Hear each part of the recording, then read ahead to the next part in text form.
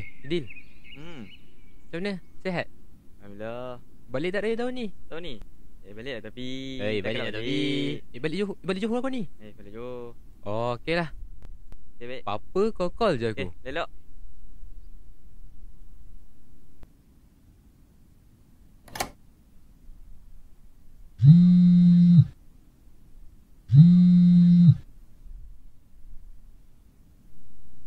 Hai anak ibu, kamu balik tak raya tahun ni? Iya, tahun ni adik balik. Ibu jangan risau. Ingat, kamu je yang ibu ada. Ayah pun dah tak ada. Kita pun tinggal berdua je. Kamu seorang je yang ibu ada. Kamu balik tau. Ya, ibu jaga diri baik-baik tau. Assalamualaikum.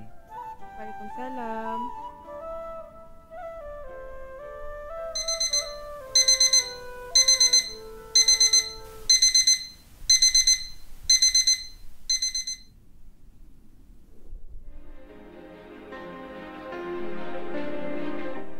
Dengar tak?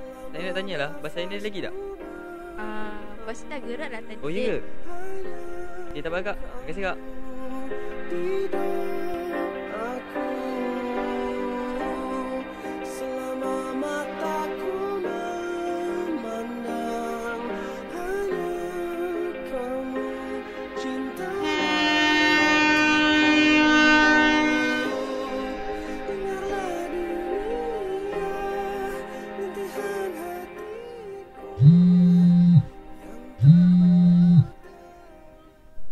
Hello ibu. Adik nak minta maaf. Adik tak dapat balik tahun ni. Tak apalah kalau macam tu.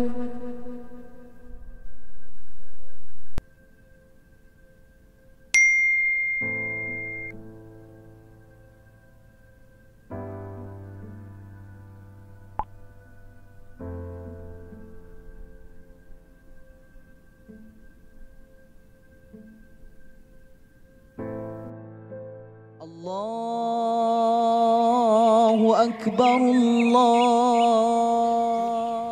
Hai Nak Ibu.